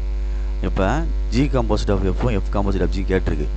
ஜி காம்போசிட் ஆஃப் எஃப் அப்படின்றேன். ஜி காம்போசிட் ஆஃப் எஃப்னா ஜி காம்போசிட் ஆஃப் எஃப் இந்த இருக்குது. நல்லா கவனிச்சு எக்ஸ் லெஸ் தான் 0. இதை வந்து நீ எல்லாமே 0ன்னு போட்டு விட்றலாம். உனக்கு இல்லை புரியணும் அப்படின்னா ஜியை வச்சுட்டு எஃப் ஆஃப் எக்ஸ் அப்படின்னு அர்த்தம். ஜியை வச்சுட்டு எஃப் ஆஃப் எக்ஸ் இங்கே செஞ்சு காமிச்சல அது மாதிரி இது மாதிரி கண்டுபிடிக்கணும். ஜியை வச்சுக்கிட்டு எஃப் ஆஃப் என்னது, இதுக்குமே நான் வந்து ஆன்சர் எழுதாத மாதிரி இருக்குது, கொஞ்சம் நீ பார்த்துக்கோ. புக்கில் எப்படி எழுதணும் அப்படின்னா எக்ஸ் லெஸ் தான் 0க்கு இந்த ஆன்சருக்கு எஃப் காம்போசிட் ஆஃப் ஜிக்கு வர்றது ஆன்சரு. எக்ஸ் லெஸ் தான் 0 அப்படின்னா என்ன வருது, இல்லை இது வந்து எப்படி சொல்கிறது, இது மட்டும் கேட்டிருந்தா பிரச்சனை இல்லை, ரெண்டுக்குமே கேட்டிருந்தா எழுதணும். இப்போ வந்து F composite of G less தானுக்கு என்ன வந்துச்சு அப்படின்னா ஜி காம்போசிட் ஆஃப் எஃப் இது கண்டுபிடிச்சிருக்கணும். லெஸ் தானுக்கு கண்டுபிடிச்சாதான் இந்த செட்டு பேர் எழுத முடியும். அதனால தான் நான் சிங்கிளாக விட்டுருக்கேன். புரியுதா? இதுக்கு ரெண்டுக்குமே எஃப் காம்போசிட் ஆஃப் ஜி மட்டும் தான் கண்டுபிடிச்சிருக்கேன். ஆனால் அவங்க ரெண்டுக்குமே எஃப் காம்போசிட் ஆஃப் ஜியும் ஜி காம்போசிட் ஆஃப் எஃப்பும் கேட்டிருக்காங்க. ரெண்டுக்குமேனா எக்ஸ் லெஸ் தான் 0க்கும் கிரேட்டர் தான் 0க்கும். அப்போ இதனால் இன்டர்வல் இதில் வந்து இந்த இது தேவையில்லை ஆன்சர், அதனால தான் விட்டுருக்கேன். இதில் வந்து வேணும், ரெண்டுக்குமே எடுக்கிறதுனால லெஸ் தானுக்கு வேணும், கிரேட்டர் தானுக்கு வேணும். அதுவும் எஃப் காம்போசிட் ஆஃப் ஜி வேணும், ஜி காம்போசிட் ஆஃப் எஃப் வேணும். இப்போ நான் இதை எக்ஸ் இது ஒரு செட்டுன்னு அர்த்தம். இது ஒரு செட்டு, இதுதான் ஒரு செட்டு. லெஸ் தானுக்கு கண்டுபிடிச்ச கேஸ் 1 அப்படின்ற மாதிரி. இது வந்து ஜி காம்போசிட் ஆஃப் எஃப் கண்டுபிடிச்ச ஜி இருக்கட்டும் எஃப் ஆஃப் எக்ஸ் அப்படின்னு சொல்லுவோம்ல, ஜி இருக்கட்டும் எஃப் ஆஃப் எக்ஸ்னு சொல்லுவோம். எஃப் ஆஃப் எக்ஸுக்கு வந்து என்ன இருக்குது அப்படின்னு பார்க்கணும். எஃப் ஆஃப் எக்ஸுக்கு இந்த இருக்குது லெஸ் தான்னால 0 தான், அப்போ 0 வந்துடும் அப்படின்னு போட்டுடலாம். அடுத்து எழுதியாச்சு. கிரேட்டர் தனுக்கு அதே மாதிரி பார்க்குறோம். F of g into f of எக்ஸுக்கு கிரேட்டர் தனுக்கு என்ன இருக்குது, 2xன்னு இருக்கும். அப்போ எஃப் ஆஃப் 2x அப்படின்னு வரும். சரியா? எஃப் ஆஃப் 2x அப்படின்ட்டு வரும். சரி, 2 வேணால் வெளியே எடுத்துட்டு எஃப் ஆஃப் எக்ஸ்னு வரும். சரிங்களா சொல்கிறது? அப்படி போடையில் என்ன வந்துச்சு கணக்கு பார்த்து பொறுமையாக செஞ்சுக்கோ. இது வந்து கிரேட்டர் தென் என்னது, கிரேட்டர் தென் ஜி இருக்கட்டும் எஃப் ஆஃப் எக்ஸ் அப்படின்னு எழுதுவோம். அப்போ ஜி ஆஃப்னு எழுதி எஃப் ஆஃப் எக்ஸுக்கு பதிலாக என்ன எழுதணும் அப்படின்னா இங்கே வரணும், 2xன்னு எழுதணும். நெக்ஸ்ட்டு ஜி ஆஃப் என்ன இருக்குது, 2xன்னு இருக்குது, கிரேட்டர் தென் 0 அப்படின்றனால அந்த எக்ஸுக்கு பதிலாக என்ன போட வேண்டியிருக்கும் தான், இதுதான் கண்டிஷன். 0 வந்துடும், 2 × 0 0 ஆயிரும். அடுத்து எஃப் ஆஃப் காம்போசிட் ஆஃப் ஜினா எஃப் காம்போசிட் ஆஃப் ஜினா எஃப் இருக்கட்டும் ஜி ஆஃப் எக்ஸ். இந்த மாதிரி எழுதணும், மனசில் யோசனை பண்ணி பார்த்துக்கணும். ஃபாஸ்ட்டாக ரிவிஷன் பண்ணுறனால அப்படி தெரியுது உனக்கு. எஃப் இருக்கட்டும் ஜி ஆஃப் எக்ஸ் அப்படின்றது ஃபஸ்ட்டு கேஸுக்கு எடுக்கிறீங்கன்னா லெஸ் தான் 0க்கு எடுக்கிறோம் அப்படின்னா ஜி ஆஃப் எக்ஸு இந்த இடத்துல எழுதையில் இங்கே எங்கே இருக்குது, லெஸ் தான் 0க்கு இந்த இருக்குது -2xன்னு இருக்குது. -2 வேணால் வெளியில் எடுத்தீங்கன்னா எஃப் ஆஃப் எக்ஸ்னு அர்த்தம், சாரி எஃப் ஆஃப் 2xன்னு அர்த்தம். இது எதுக்கு உள்ளது கண்டுபிடிச்சிக்கிட்டு இருக்கோம், எக்ஸ் லெஸ் தேன் 0 கண்டுபிடிச்சிக்கிட்டு இருக்கோம். இப்போ எஃப் ஆஃப் எக்ஸுக்கு எங்கே இருக்குன்னு பாரு, இந்த இருக்குது எஃப் ஆஃப் எக்ஸுக்கு லெஸ் தேன் 0க்கு என்ன வந்துருச்சு, 0 தான் வருது. அப்போ டோட்டல் அது என்ன ஆயிரும், 0 ஆயிரும். புரியுதா சொல்கிறது? அப்படி யோசிக்கணும். அடுத்து f composite of g of x, இது எக்ஸு கிரேட்டர் தன் 0 கண்டுபிடிக்கிற. அப்போ எஃப் இருக்கட்டும், ஜி ஆஃப் எக்ஸ் எழுதியிருக்கோம். G of x greater than 0க்கு என்ன வருதுன்னு பார்த்துக்கோ. இந்த இருக்குது கிரேட்டர் தன் 0க்கு 0 வருது. அதை பார்த்துக்கோ. இந்த ஜி ஆஃப் எக்ஸுக்கு கண்டுபிடிக்கிறது எழுதுகிறேன், கிரேட்டர் தன் 0க்கு 0 வருது. அப்போ இது மறுபடியும் எஃப் ஆஃப் எக்ஸ்னு அர்த்தம். எஃப் ஆஃப் எக்ஸு கண்டுபிடிக்கிறேன். இதில் இதுவானா கீழே உள்ளது 2x. அப்படின்னா எக்ஸுக்கு போல் என்ன இருக்குது, 0. அப்போ 2 × 0 0 அப்படின்ற ஆன்சர். இதைத்தான் எடுத்து இங்கே எழுதியிருக்கோம். இது ரெண்டுமே எஃப் காம்போசிட் ஆஃப் ஜிக்கு உனக்கு செஞ்சு காமிச்சிருக்கேன். இதுக்கு இதே மாதிரி இதுக்கு நீ செஞ்சு பார்த்துருக்கணும். நான் வாயில் சொன்னேன், அவ்வளோதான். வேமா சரியா சொல்கிறது? பொறுமையாக நிதானமாக செஞ்சு பார். இது ஒரு சம்மு, இது ஒரு சம்மு. இது 2xன்னு இருக்குது, இது வெறும் எக்ஸ்ன்னு இருக்குது. தெரியுதா? கொஞ்சம் ரெண்டையும் அதுதான் நான் ரெண்டையும் பக்கத்தில் போட்டிருக்கேன். இதில் எஃப் காம்போசிட் ஆஃப் ஜி மட்டும்தான் கேட்டிருக்கு 2 இன்டர்வலுக்கு, அதனால் அதை மட்டும் செஞ்சுருக்கேன். இதில் ஜி காம்போசிட் ஆஃப் எஃப்னு கேட்டிருக்கு, அதனால் அதையும் செஞ்சுருக்கேன். சரியா சொல்கிறது? அதனால் கொஞ்சம் கேர்ஃபுல்லாக பார்த்து நிதானமாக செஞ்சுக்க. இதுக்கு இன்டர்வல் எழுதுறீன்னா எஃப் காம்போசிட் ஆஃப் ஜின்னு எழுதணும்னா எழுதிரு. ஏன்னா சப்போஸ் கேட்பாங்க X less than 0, x greater than 0 அப்படின்னு அர்த்தம். எக்ஸ் லெஸ் தேன் 0னால என்ன வருது, 3x வருது. எக்ஸு கிரேட்டர் தேன் 0 என்ன தான் வருது, 3x தான் வருது. இதை தான் இங்கே எழுதி காமிச்சிருக்கோம். இது மாதிரி எழுதுனா எழுதிக்க. அடிஷனலாக இன்னும் ஒன்று கேட்கல, அதனால் அதை விட்டுட்டேன். இந்த 2 கண்டிஷன் மட்டும் காமிச்சிட்டேன். இதில் 2 கண்டிஷனாக அப்படியே நான் மைண்ட்லேயே போட்டேன். பார்த்துக்கோ, புரியுதானே? இந்த மாதிரி செஞ்சு ஆன்சர் எடுத்து தான் போடணும். இந்த மாதிரி செஞ்சல, இது மாதிரி செஞ்சு தான் 2க்குமே ஆன்சர் எடுக்கணும். எஃப் காம்போசிட் ஆஃப் ஜிக்கும் ஜி காம்போசிட் ஆஃப் எஃப்க்கும் இந்த கணக்குலையும் அப்படி தான் எடுக்கணும். நான் டேரெக்டாக உனக்கு ஆன்சர் போட்டேன். சரியா? பார்த்துக்க. குட்.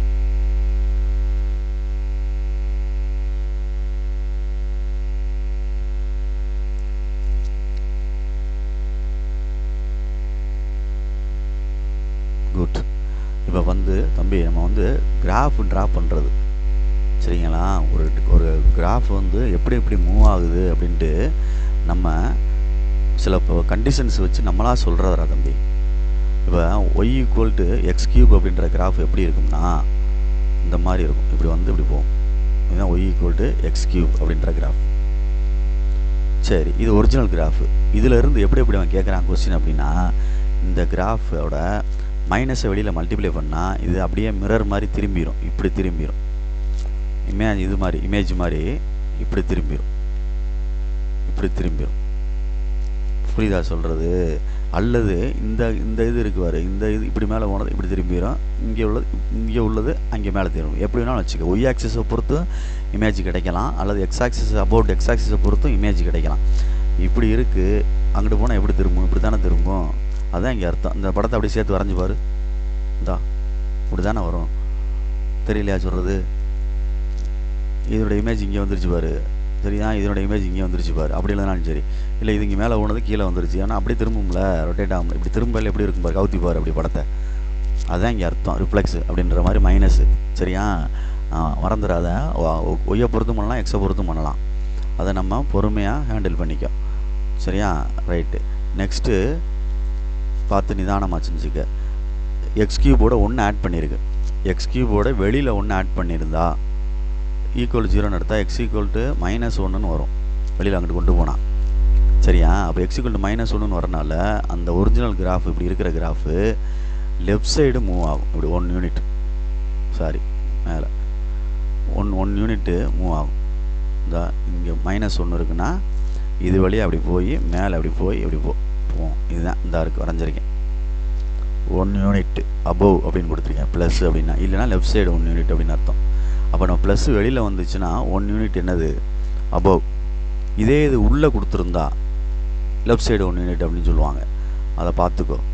கண்டிஷன் இருக்குது, அந்த கண்டிஷனை பொறுத்து தான் நம்ம சொல்கிறது. சரியா? அதாவது 4 கண்டிஷன் இருக்குது.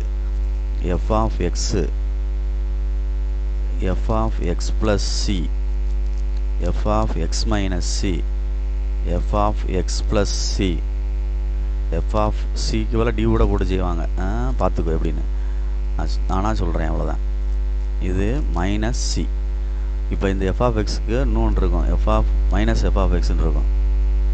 இது ஒன்று இருக்குது. சரியா? இது ரெண்டும் ஒரு செட்டு தான். உனக்கு நான் இமேஜ் சொன்னேன், மிரர் பாயிண்ட் மாதிரி அப்படியே ரிஃப்ளெக்சிவ் ஆகும். அடுத்து இதை சொல்லையில் தனியாக ஒன்று ஆட் பண்ணியிருந்தோம்னா, தனியான வெளியே ஃபங்க்ஷனை விட்டு வெளியில் ஒன்று ஒரு நம்பர் ஆட் பண்ணியிருந்தா அந்த நம்பர் லெஃப்ட்டில் மூவ் ஆகும். சாரி, ஒரு நம்பர் அந்த நம்பர் ஆட் பண்ணியிருந்தால் அது அப்வேர்டு மூவ் ஆகும். அதே மாதிரி மைனஸ் பண்ணியிருந்தோம்னா டவுன்வேர்டு மூவ் ஆகும்.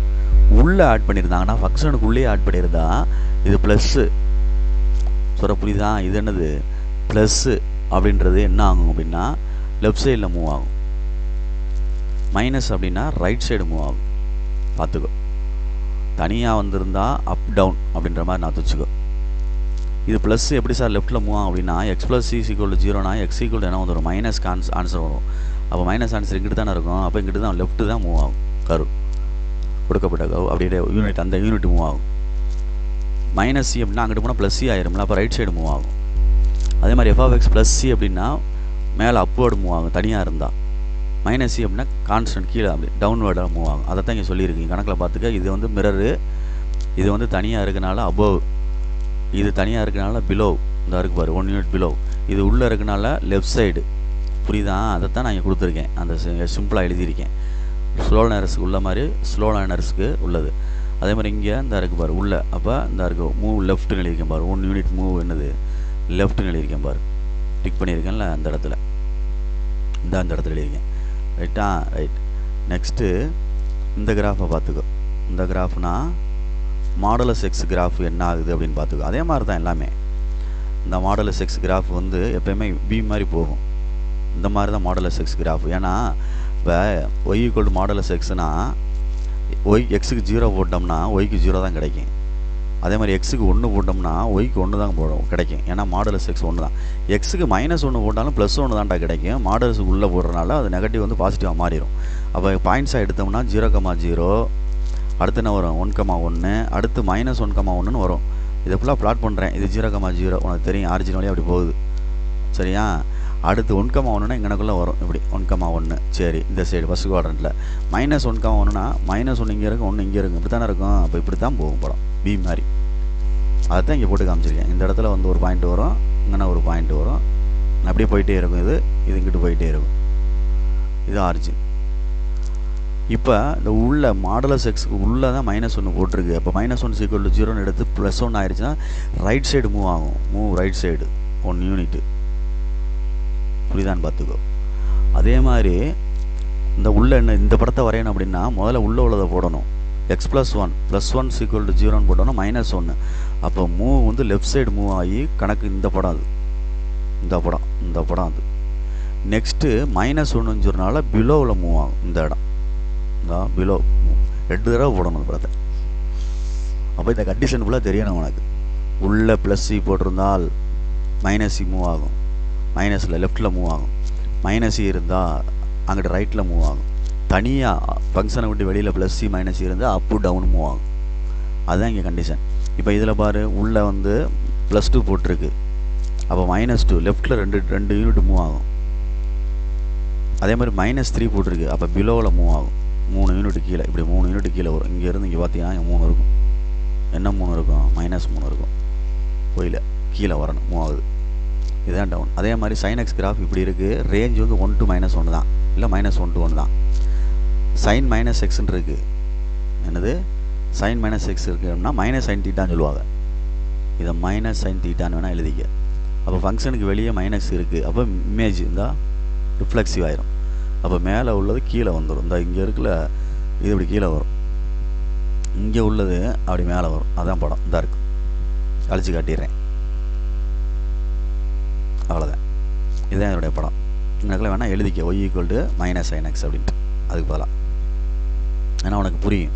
இப்போ y = -sin xன்றதில் நான் சொன்னால உண்டா. இதுக்கு வந்து என்னென்னா மைனஸ் இருக்கட்டும், sin -xக்கு வந்து இந்த அவன்கிட்ட சொன்னல -sin xன்னு அர்த்தம்.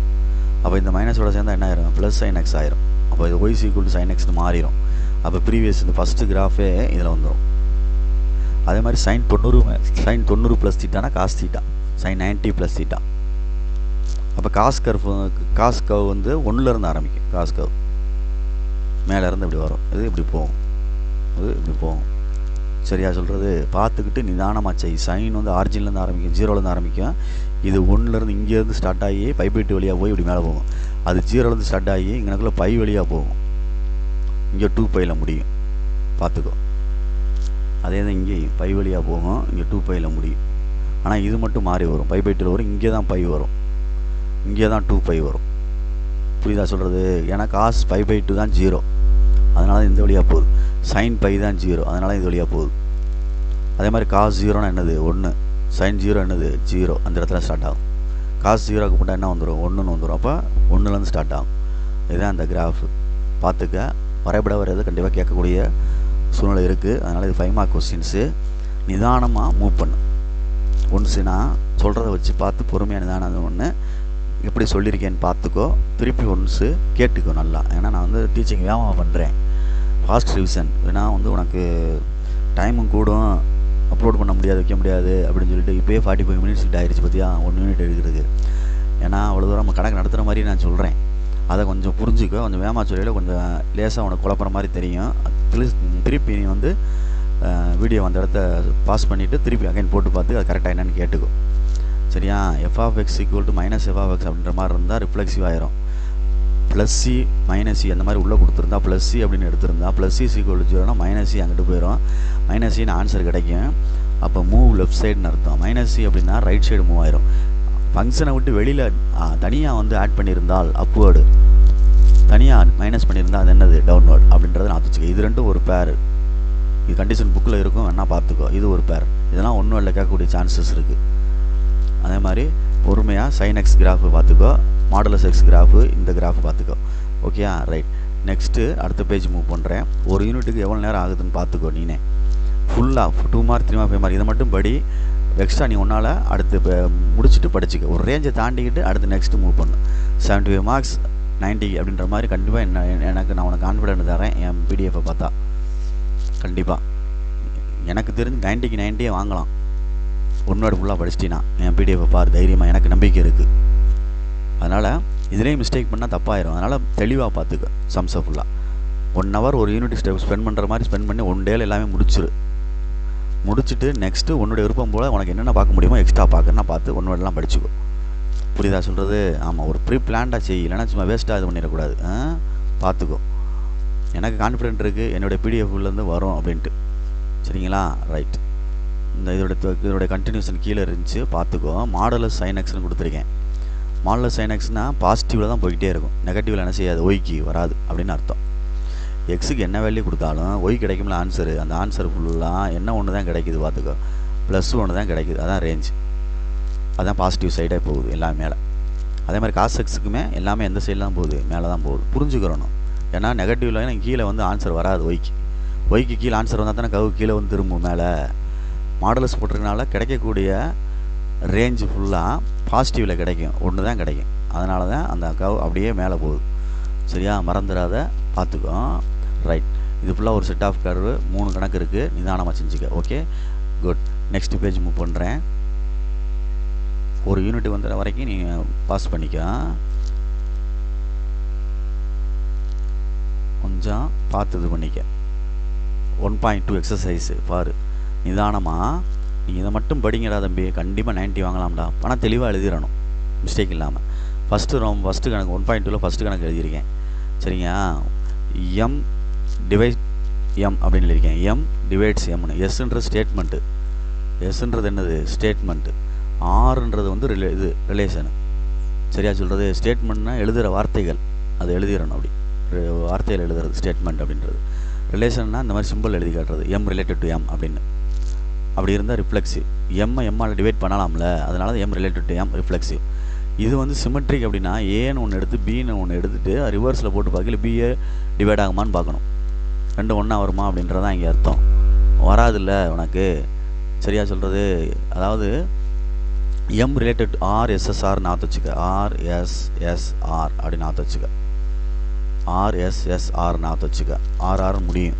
உன்னோட விருப்பம் இது எப்படி நாற்று வச்சுக்க. SRன்னு வரும், RSSRன்னு வரும், திருப்பி RSSRன்னு வரும். ஷார்ட்கட்டு. இது ஸ்டேட்மெண்ட்டு, இது ரிலேஷன். இது வந்து ரிலேஷன், ஸ்டேட்மெண்ட் ரிலேஷன். இது வந்து எதுக்கு உள்ளது? ரிஃப்ளெக்ஸிக்கு உள்ளது. சரியா சொல்கிறது? இதை மாற்றி மாற்றி எழுதுவோம்ல, சிமெட்ரிக்கு உள்ளது, இது வந்து டிரான்சிட்டிக்கு உள்ளது. இது 3 ஒன்றா இருந்தால் தான் ஈக்குவலன்ஸ் அப்படின்றது. இப்போ ஏக்கமா பின்னு எடுத்துகிட்டு பிகமா ஏன்னு வருதான்னு பார்க்கணும். வருதான்னா எம் டிவைட்ஸு என்னன்னு எடுத்துகிட்டு அது என் டிவைட்ஸ் எம்னு வருமா அப்படின்னு பார்த்தா வராது.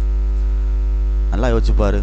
9 டிவைடு 3ன்னு எழுதிடுறோம். இது வந்து 3 டிவைட் 9க்கு ஈக்குவலாக வருமா? வராதுல்ல.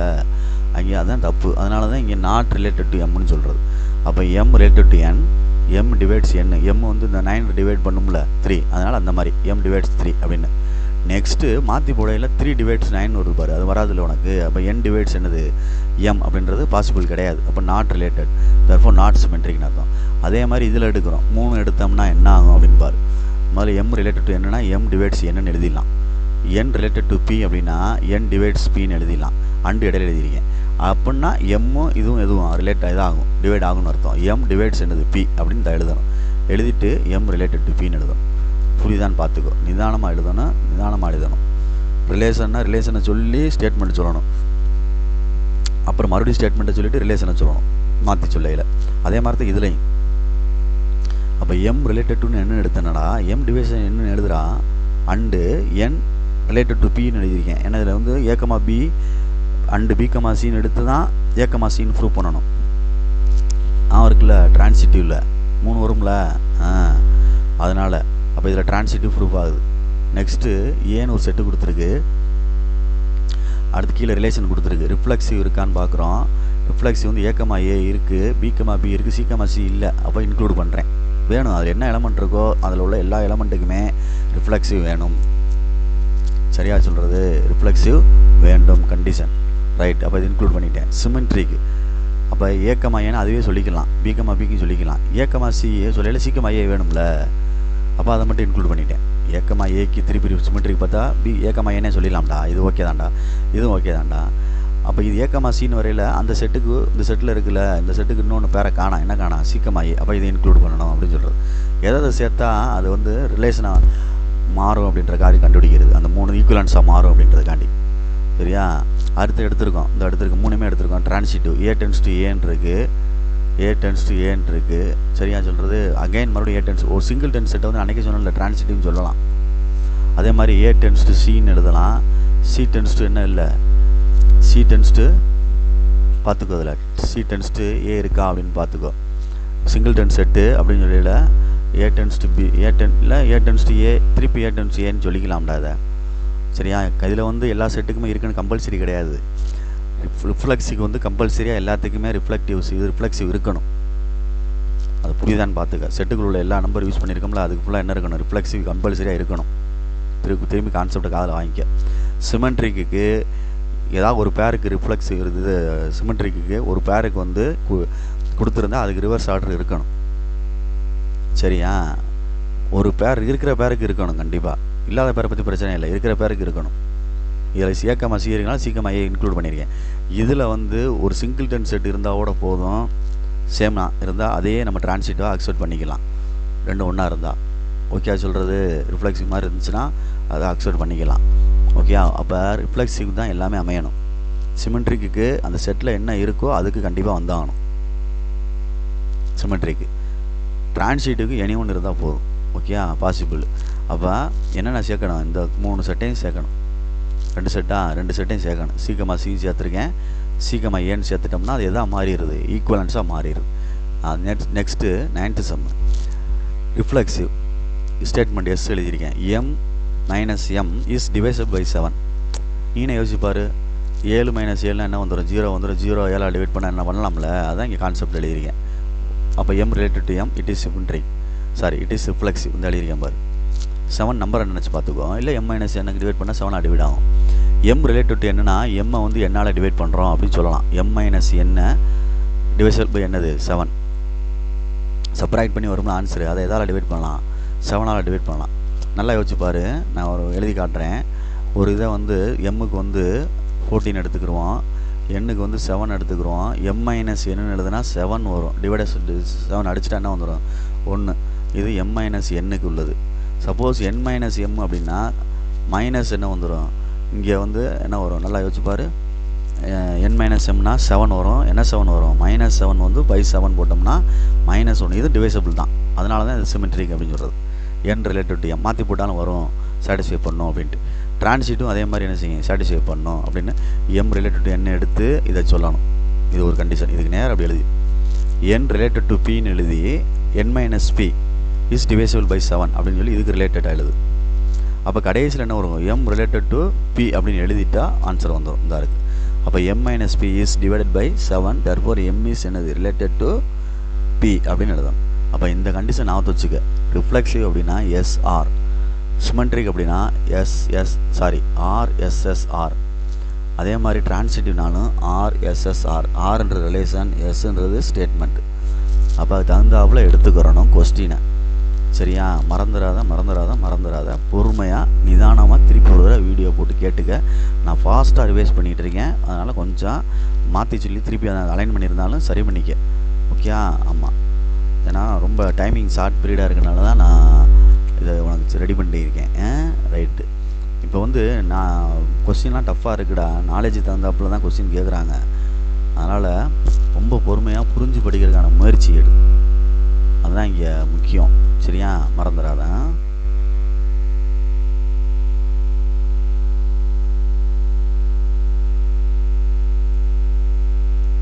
நெக்ஸ்ட் பேஜ் மூவ் பண்ணுறேன்.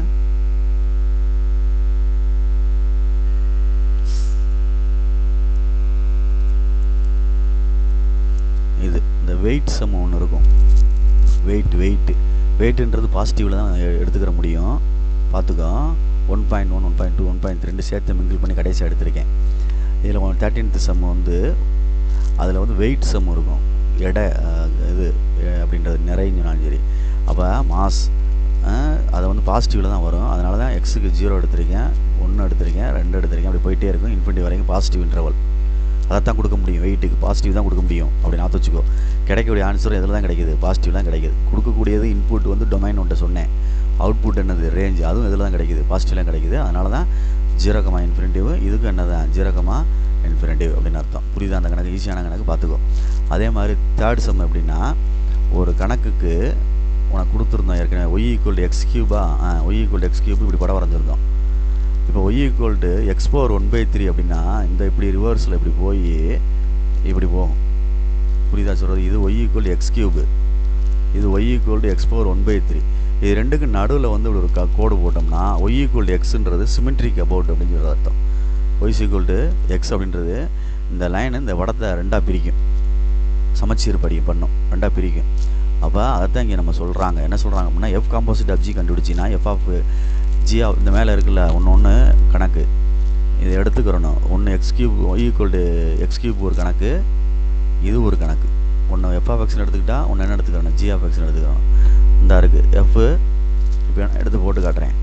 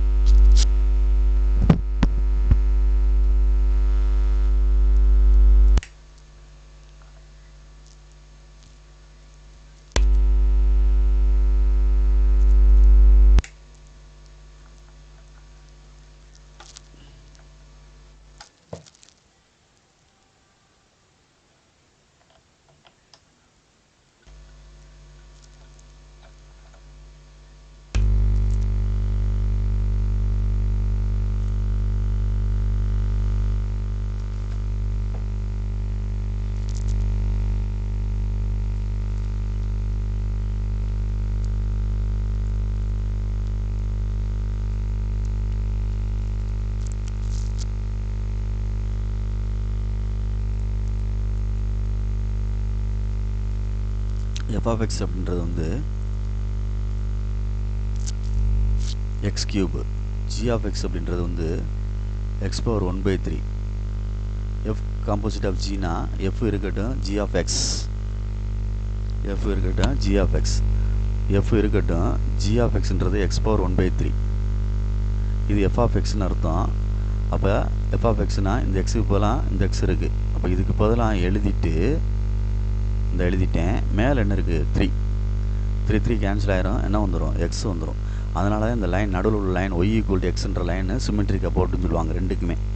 அப்போ வி நோ தட்னு சொல்கிற F of composite of G equal G composite of எஃப்னா ரெண்டுமே அது என்னது எஃப் காம்போசிட் ஆஃப் இஸ் என்னது பைஜெக்டிவ் அப்படின்னு சொல்லணும். ரெண்டுமே காம்போசிட் ஃபங்க்ஷன், அதாவது கம்யூட்டேட்டிவ் ப்ராப்பர்ட்டி. இது காம்போசிட் ஃபங்க்ஷனுக்கு சாட்டிஸ்ஃபை பண்ணுச்சுன்னா அது பைஜெக்டிவ்னு சொல்லுவாங்க. எஃப் அண்ட் ஜிஆர் என்னது பைஜெக்டிவ் சொல்கிறது. F and G are symmetric with respect என்னவா ஒய் ஈக்குவல் டு எக்ஸ். அந்த ரெண்டுமே ஃபங்க்ஷனை சிமெட்ரிக்கல் அபவுட் எதுக்கு ஒய் ஈக்குவல் டு எக்ஸ் அப்படின்ற கோடை வந்து ரெண்டாக பிரிக்கும் அந்த கணக்கு, அந்த ரெண்டு படத்தையும். சரியா மறந்துடாது, சமச்சீர் அப்படின்னு சொல்லுவாங்க. இதைத்தான் சொல்லியிருக்கு. F composite of equal to G composite of எஃப்னு வந்துட்டாலே அதை வந்து அந்த பைஜெக்டிவ் அப்படின்னு சொல்லிடலாம். சரியா, அது மறந்துடக்கூடாது. கம்யூட்டேட்டிவ் ப்ராப்பர்ட்டி சாட்டிஸ்ஃபை பண்ணுச்சுன்னா அது மறந்துடாத. எல்லா நேரங்களையும் கம்யூட்டேட்டிவ் ப்ராப்பர்ட்டி சாட்டிஸ்ஃபை பண்ணாதரா தம்பி. சரியா, காம்போசிட் ஃபங்க்ஷனில் எல்லா நேரங்கள்லையும் கம்யூட்டேட்டிவ் ப்ராப்பர்ட்டி சாட்டிஸ்ஃபை பண்ணாது. இன்வர்ஸாக இருந்தால் தான் சாட்டிஸ்ஃபை பண்ணுன்னு சொல்லுவாங்க. அது பைஜெக்டிவ் அப்படின்றது அதுக்கு தான் சொல்கிறது. 1 to 1 on 2 அப்படின்னு சொல்லுவோம்ல, சேர்ந்தா பைஜெக்டிவ் அப்படின்னு. அதுதான் அது. சரியா, இன்வர்ஸ் வர மாதிரி இருந்தால் தான் அது. அப்போ ஐ வரும்ல அப்படின்ற மாதிரி இருந்தால் தான் A into A inverse equal ஐன்னு சொல்லுவோம்ல. அது மாதிரி F composite of G equal G composite of F equal ஐன்னு வரலாம். அது மாதிரி இன்வர்ஸ் கணக்கு செய்வாங்க சில பேர். சொல்கிறேன் புரிஞ்சுக்கோ. அந்த இன்வர்ஸ் கணக்கு நான் செஞ்சேன்ல 1 to 1 கண்டுபிடிச்சேன், ஆன் டு கண்டுபிடிச்சேன்ல, அதை வந்து அந்த மாதிரியும் செய்வாங்க. F composite of G equal to ஐன்னு ப்ரூவ் பண்ணி காட்டுவாங்க. ஐன்னு ப்ரூவ் பண்ணிட்டாலே அதை வந்து நம்ம என்ன சொல்லிடலாம் பைஜெக்டிவ்னு சொல்லிடுவாங்க. புரியுதா, இன்வர்ஸ் கிடைக்கும் அப்படின்னு சொல்லிடுவாங்க. அதனால் பார்த்துக்கோ எப்படி ப்ரூவ் பண்ணுறாங்களோ அது மாதிரி தகுந்தாப்புல பார்த்துக்கோ அந்த கணக்கையும். ரைட்டு. நெக்ஸ்ட்டு 4th சம் என்னென்னா, ஒரு கவ் கொடுத்துருக்கு, வளைவரை கொடுத்துருக்கு. Y equal x square open upward. அது உள்ளே -1 ஹோல் ஸ்கொயர்னு வந்திருக்கு. -1 உள்ளே இருக்குது. அப்போ -1 ஈக்குவல் 0னா +1 வந்துடும். ரைட் சைடு மூவ் ஆயிரும். ரைட் சரியா 1 யூனிட் அந்த 1 தான் எழுதியிருக்கு. இது 3ஆல் மல்டிப்ளை பண்ணியிருக்கு. அதாவது டயலேஷன் ஒன்று சொல்லுவாங்க. சரியா, சுருங்குதல் விரிதல் அப்படின்ற மாதிரி ஒன்று சொல்லுவாங்க அந்த கிராஃபு. இல்லைன்னா அவே ஃப்ரம் டுவர்ட்ஸ் அப்படின்ற மாதிரி சொல்லுவாங்க. மல்டிப்ளை பண்ணிட்டோம்னா எக்ஸ் ஆக்சிஸை விட்டு அது என்ன ஆகும் அப்படின்றத தெரியணும். எக்ஸ் ஆக்சிஸ் விட்டு விலகி போகும். மல்டிப்ளை பண்ணிட்டோம்னா கிராஃப் மூவ்ஸ் அவே ஃப்ரம் என்னது எக்ஸ் ஆக்சிஸ். இந்த அவே ஃப்ரம்னு எழுதியிருக்கான் பாரு. அவேனா எக்ஸ் ஆக்சிஸை விட்டு இப்படி இருந்த கர்வ் வந்து விலகி போகுது இப்படி. அது அவே ஃப்ரம்னு அர்த்தம். இல்லைன்னா டுவர்ட்ஸ், அதாவது டுவர்ட்ஸ் ஒய் ஆக்சிஸ்ன்னு எழுதலாம். இந்த இடத்த மாற்றி எழுதலாம். 2 சென்டென்ஸ் மீனிங் புரியுதான்னு பார்த்துக்கோ. Graph moves away from X ஆக்சிஸ்ன்னு எழுதலாம். மல்டிப்ளை பண்ணால் டிவைட் பண்ணால் டுவர்ட்ஸ் எக்ஸ் ஆக்சிஸ் எழுதலாம். ஒரே இதை ஃபாலோ பண்ணிக்கோ, உழைப்பிட வேண்டாம். உங்கள்கிட்ட மாற்றி எழுதிடாது. அவே ஃப்ரம் எக்ஸ் ஆக்சிஸ் இல்லை டுவர்ட்ஸ் எக்ஸ் ஆக்சிஸ்ன்னு எழுது. மாற்றி எழுதுகிற டேலண்ட் இருக்குன்னா எழுதிக்கோ, மாற்றி சொல்லணும் அவ்வளோதான். ஏன்னா வந்து எக்ஸ் ஆக்சிஸ்ட்டு விலகையில் ஒய் ஆக்சிஸை நோக்கி நகரும். Towards y axis same time என்ன ஆகும் இதில் மாறும். அதனால் சொல்ல வரேன். Okay good. நெக்ஸ்ட்டு அந்த கிராஃபில் +5 கொடுத்துருக்கு. +5 சொல்லியில் மூவ் அப்வேர்டு 5 யூனிட்ஸ் அப்படின்னு அர்த்தம். இந்த கிராஃபு மூவ் என்னது அப்வேர்டு 5 யூனிட்ஸ் அப்படின்னு அந்த கிராஃபை எழுதணும். இதெல்லாம் இம்பார்ட்டன்ட் சம்மு. ஸோ ப்ளீஸ் கேர்ஃபுல்லாக பார்த்துக்கோ. புரியுதா சொல்கிறது? நிதானமாக இது பண்ணிக்க. குட்.